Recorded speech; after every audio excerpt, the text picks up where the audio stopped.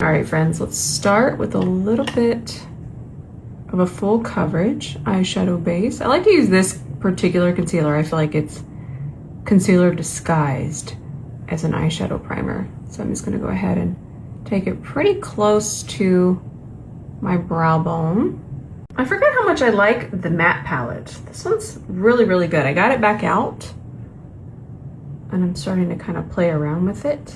And I feel like it creates this really soft matte eye look that's, I guess, kind of my signature now that I think about it. Same shade.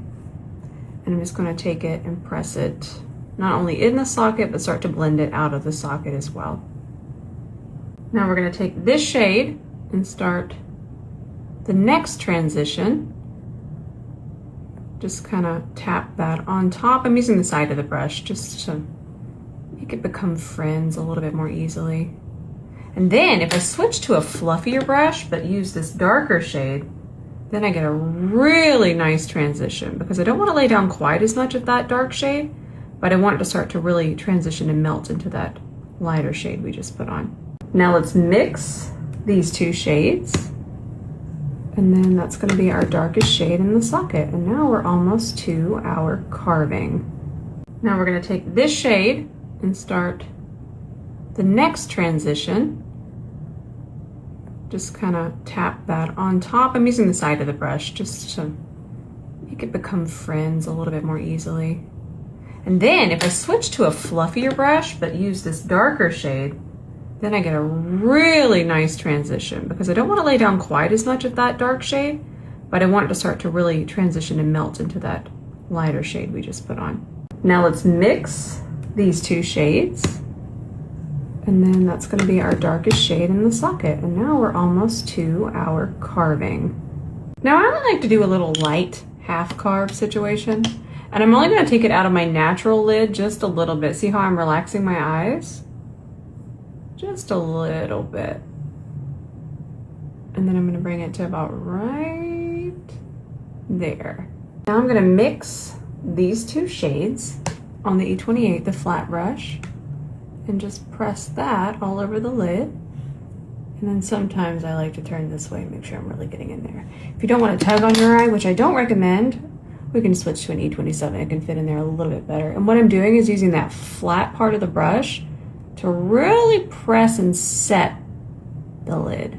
Fluffy brush, let's grab that shade and we'll just transition this lid a little bit. I'm going to take this liquid shadow, Makeup by Mario shade Espresso, and an E26. And if you've never tried liquid shadow as a liner, I highly recommend it because the dry time is a little bit more forgiving, so you're able to kind of smudge and blend it over folds. But it's still very, very pigmented, so you don't have to keep layering it up. So just an option. I really like this one because it's such a moussey texture, so it's really soft and easy to work with. I'm gonna do some Duo Line It and Lash It. This is probably one of my favorite conventional classic lash glues. It does still get stuck on my lashes a little bit, even with my cleansing balm, but it doesn't pull out my lashes. And I like that I can just brush it on. Now, obviously, if we were doing a client, we would never brush it on our lashes. We would put it on the lashes, but this is personal use, so we can just get away with doing that. We're gonna do these pink puree cat eye sets here. I'm actually gonna use these. They look like little musical notes all tilted like that. Start with the shortest ones. And this will be the second or third time I've worn these, so definitely just can take them off and put them back on their little thing. That's why they all were out of sync, in case you were wondering. Yep. And then all I'm doing is grabbing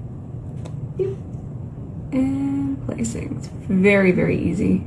I'm gonna skip complexion in this because I want to film a couple things, but I did this exact complexion the other day on my stories.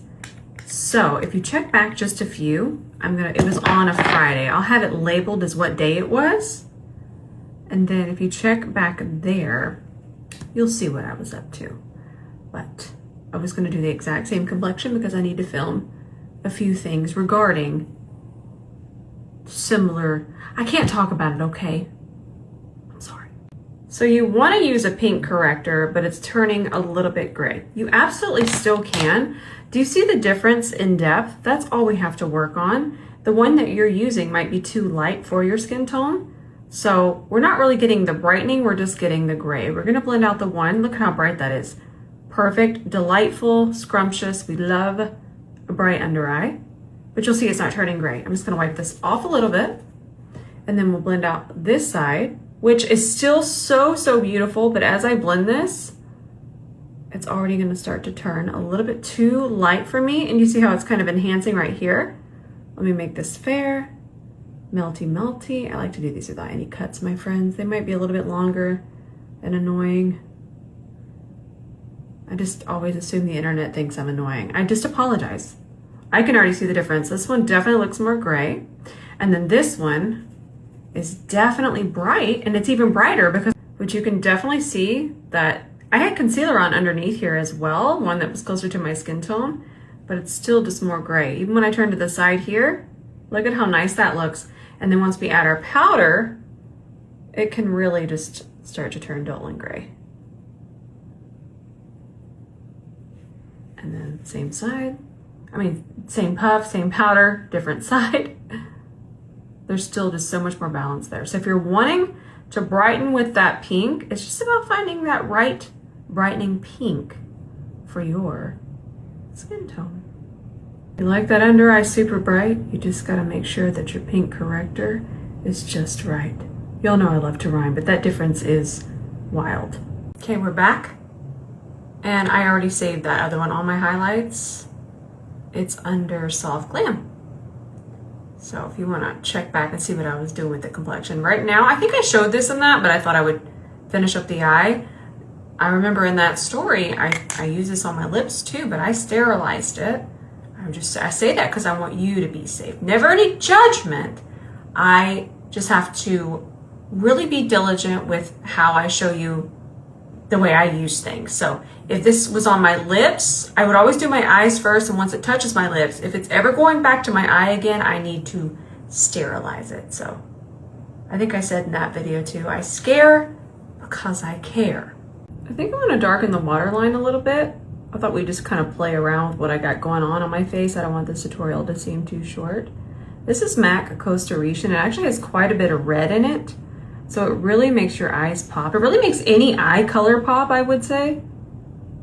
It's definitely gonna, I'm kind of pulling it into my lash line a little bit. Why not? MAC center of attention. I just grabbed a really, ooh, she is nice and bright. I wanted to just do a different kind of lipstick, and this is one I thought we could go through the lip technique. I feel like I've posted this before, but we have new friends every day. So whenever I'm doing a more intense lip color, I definitely like to just throw it on haphazardly, like so. Then I'm gonna do a cherry cola lip. I'm just getting a little out there. Some people don't like this type of style, but I'm just having fun, and thank you for letting me experiment.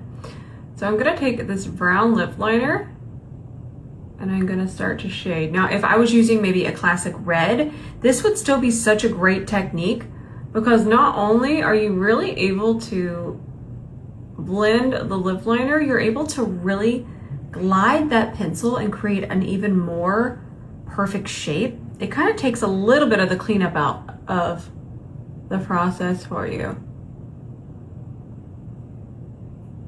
I'm just gonna keep letting this run. I feel like there's actually quite a bit of red in this brown, so I really like where this is heading.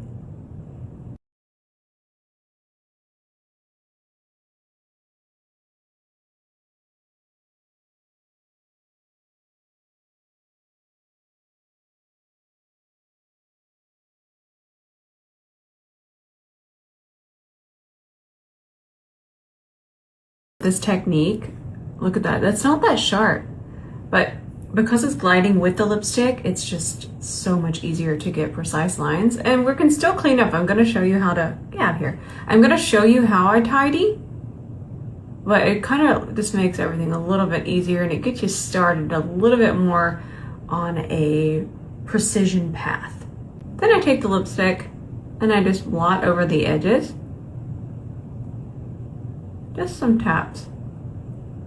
It's a really easy way to blend. You could definitely reach for a brush.